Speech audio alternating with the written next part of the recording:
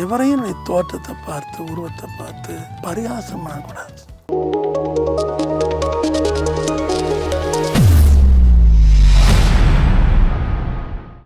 Praise the Lord, ஹல்லேலூயா. அருமையான தேவனுடைய பிள்ளைகளை, உங்களுக்காக இன்றைக்கு நம்ம பேச போகிற காரியம் பரியாசம் பண்ணாதற்பாயாக. பேர் அழகா சொல்லுது, நீங்கள் பரியாசம் பண்ணும்போது தகப்பனையும் தாயும் கழுகின் குஞ்சுகள் தின்னுமா, நதியின் காகங்கள் நம்முடைய கண்களை பிடுங்குமா. சங்கீதம் ஒன்றும் இல்லை, பரியாசக்கார் உட்காரும் இடத்தில் உட்காராதே. நான் சின்ன வயசாக இருந்த ஸ்கூல் போகிற வழியில் பார்த்தீங்கன்னா ஒரு வேலையும் செய்ய மாட்டாங்க. கிராஜுவேட் முடிச்சிருப்பாங்க, போஸ்ட் கிராஜுவேட்லாம் முடிச்சிருப்பாங்க. சும்மா பெட்டியாக மரத்துக்கிட்ட இருந்துட்டு போகிற வரவெல்லாம் பரியாசம் பண்ணியிருப்பாங்க. என்னையும் பரியாசம் பண்ணியிருக்காங்க, நான் கண்டுகிட்டு கிடையாது. அது கவனிச்சாதான பிரச்சனை அப்படின்னு விட்டுருவேன். அதே மாதிரி ஸ்கூலில் பார்த்தீங்கன்னா பின்னாடியும் வேண்டே உட்காந்துட்டு டீச்சரை கிண்டல் பண்ணியிருப்பாங்க. அதே மாதிரி எதுக்கு உட்காந்துக்க பொம்பளை பிள்ளைகளையும் பரியாசம் பண்ணுவாங்க. இப்போ பொம்பளை பிள்ளைகளும் பசங்களை பரியாசம் பண்ணுறாங்க. பரியாசம் பண்ணாதன்னு ஆண்டவர் சொல்கிறார். மிக மிக தெளிவாக சொல்கிறார். மத்தேயு 20:19 அவரை பரியாசம் பண்ணி வாரினால் அடித்தார்கள். உங்கள் கட்டுகள், அதாவது உங்கள் அடிமைத்தனம் பலத்து போகிறபடி பரியாசம் பண்ணாதீர்கள். ஏசாயா 28:22. அதே போல் வேதம் சொல்லுது, ஆகாருடைய குமாரன் இஸ்மவேல் ஈசாக்கு பரியாசம் பண்ணா அப்படின்னு நம்ம பார்க்குறோம். ஸோ அருமையான தேவ பிள்ளைகளை, பரியாச உதடுகள், பரியாசம் பண்ணுதல் ஆண்டவருக்கு பிடிக்காது.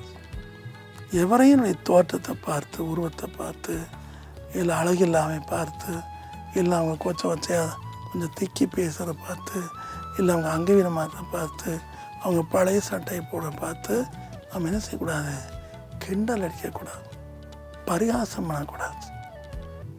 ஒரு சமயத்தில் என்னுடைய கிளாஸில் ஒரு பாப்பா, ஒரு பிள்ளை கிளாஸ்மேட், சுமாராக தான் படிக்கும். மேக்ஸிமம் போனால் ஒரு 30 அப்படி தான் எடுக்கும், ஃபெயில் தான். அந்த காலில் 51 மார்க் எடுக்கணும், 30 எடுக்கும்.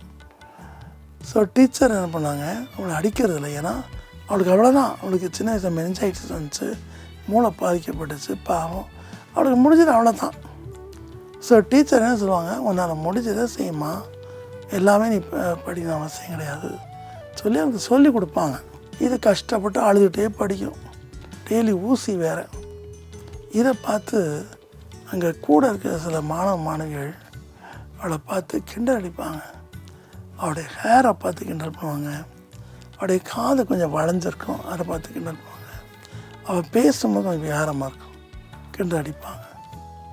ரொம்ப அழும். ஒரு நாள் அவனுடைய பெற்றோர் அங்கே வந்திருந்தாங்க. நான் இப்போ உள்ள நுழையிறேன். அப்போ என்னை கூப்பிட, தம்பிங்க வா, என்னுடைய மகளை யார்ப்பா பரியாசம் பண்ணுறாங்க, ஏன்ப்பா பரியாசம் பண்ணுறாங்க, அவள் யாருடைய பொருளையும் திருடலையே, ஒன்றும் பண்ணலையே. நான் சொன்னேன், டீச்சர்னால தான் வச்சுருக்காங்க, இந்த பசங்களும் பிள்ளைகளும் ஒன்றுக்கு எல்லாம் பரியாசம் பண்ணுங்க பிள்ளைய அப்படின்னு சொன்னேன். அவர் ஒன்றுமே பேசல. அடுத்த இருந்தால் பாப்பா வரல. ரொம்ப நாள் கழித்து அந்த பாப்பா மீண்டும் வயதுக்கு வந்த பிள்ளையா காய்ச்சி அடிக்கிறான். எப்படி காய்ச்சி அடிக்கிறான், ஒரு ஐஏஎஸ் ஆஃபீஸராக மாறியிருக்கான். அப்போது அவர் மலாண்ட பேசும்போது, பிரதர் நான் கலெக்டர் ஆகிட்டேன், எனக்கு முதல் ஆசை உங்கள் செட்டில் நாங்களாம் படிக்கும்போது நான் பரியாசம் பண்ணாங்கல்ல, அவங்கெல்லாம் எங்கே இருக்காங்க அப்படின்னு கேட்டார். நான் சொன்னேன், பயப்படாத, உன்னை பரியாசம் பண்ணவங்க எல்லாமே செத்துட்டாங்க. அப்படியா, எந்த வயசு அப்படின்னா, எல்லாம் நான் காலேஜ் படிக்கும் போதே இறந்துட்டாங்க, அவ்வளோதான் உடைய வாழ்க்கை. சிரித்து சிரித்து கும்மாள் அடித்து பரியாசம் பண்ணி டைமை வேஸ்ட் பண்ணக்கூடாது, சரியா? ஆண்டவருக்கு பிடிக்காது. ஒரு வயசான இடைவெளி கூனி குறி நடந்துச்சுன்னா அதை கிண்டல் பண்ணக்கூடாது. ரோட்டில் ஒருத்தன் பிச்சை எடுக்கிறான்னா அவனை கிண்டல் பண்ணக்கூடாது. ஹெச்ஐவியில் ஒருத்தன் முக்கில் உட்காந்துருக்கானா அவன் நம்ம அனைத்து அவனுக்கு நல்வழியை போதிக்கணும். குஷ்டரோகியை கிண்டல் பண்ணக்கூடாது. எந்த வசதி இல்லாமல் ஏழ்மைப்பட்டவர்களை பார்த்து நம்ம சீப்போ அப்படின்னு சொல்லக்கூடாது. நான் சாப்பிட்ற தட்டில் நீ சாப்பிடக்கூடாது, என் டேபிள் வரக்கூடாது, ஹோட்டல் வரக்கூடாது அப்படின்னு பண்ணக்கூடாது. நீங்கள் பண்ணினீங்கன்னா ஆண்டவருக்கு பழி வாங்குவார். பண்ணக்கூடாது. ஒரு குறிப்பிட்ட பெரிய கிளாத் மர்ச்சன்ட் கடையில் ஒருத்தர் போயிட்டு இருந்தாங்க. ஒரு லேடின்னு வச்சுடுங்களேன், அது பெரிய பணக்கார லேடி. அந்த கிளாத் துணி கடையில் புதுசாக நிறைய பொருள் வந்துருந்துச்சு. சரி போவான். போகும்போது ஒருத்தன் வெறும் பனியனோடு கூட போய் அந்த கண்ணாடியெல்லாம் தொடச்சிக்கிட்டு இருப்பான். அப்போ இந்த பிள்ளை வெளியே இருந்தோம், பா இப்போ கண்ணாடி துடைக்காத, என் பக்கலே வராத, 10 அடி தள்ளிடு அப்படின்னு சொல்லுவாப்புல. தேனா இப்படி தான் கிண்டல் பண்ணும். அவரும் இப்படி தள்ளி போயிடுவார். திடீர்னு இந்த பிள்ளை உள்ளே போய், இந்த ட்ரெஸ் இருக்கா, அந்த ட்ரெஸ் இருக்கா, எனக்கு ஏற்ற ட்ரெஸ் இருக்கா அப்படின்னு கேட்பார்.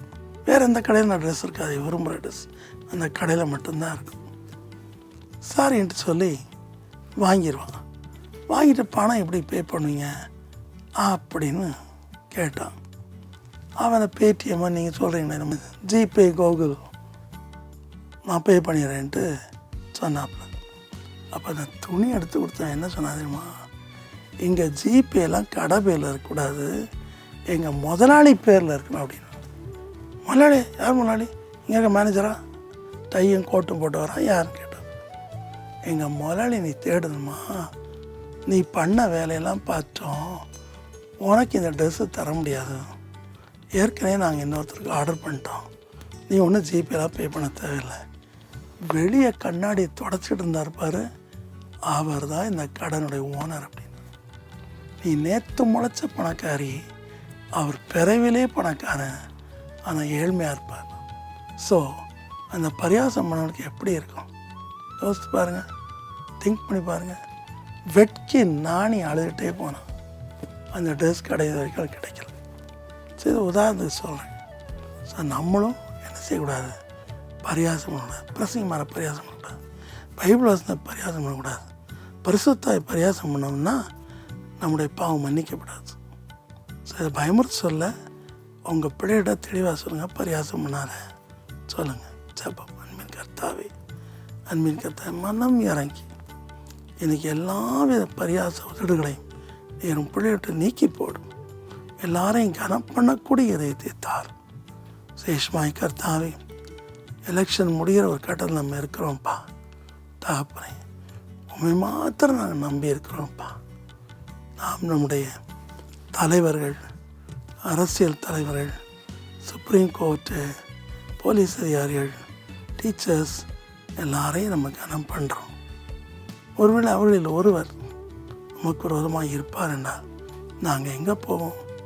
மனம் இறங்கி கர்த்தாவே, எல்லாரையும் சரிசமாக நடத்தக்கூடிய, எல்லார் மீதும் இறக்கப்படக்கூடிய, ஏழைகளை தூக்கி விடுகிற உம்முடைய பிள்ளைகளை நீர் எழுப்பும். சேஷமாய் வாலிபர்களை நீர் எழுப்பும் ஏசப்பா. நம்ம இந்தியாவில் வாலிபர் நல்லா படிச்சிருக்காங்க, திறமையோடு இருக்காங்க. அதில் லஞ்சம் வாங்காதவங்க, மதவெறி கொள்ளாதவங்க, தகப்பனை தகுதி வித்தியாசம் பார்க்காதவங்க, ஜாதி பார்க்காதவங்க, இப்படிப்பட்டவர்களை உயர்த்தும். தேசத்துக்கு சேமத்தை கட்டளையிடும். கேட்கிற இவர்களுக்கும் சேமத்தை கட்டளையிடும். பரியாசம் பண்ணுகிற பையன் யாராவது இருந்தால் அது மனம் திரும்ப செய்யும். இயேசுவின் நாமத்தில் வேண்டிக் கொள்கிறோம் பிதாவே, ஆமென்.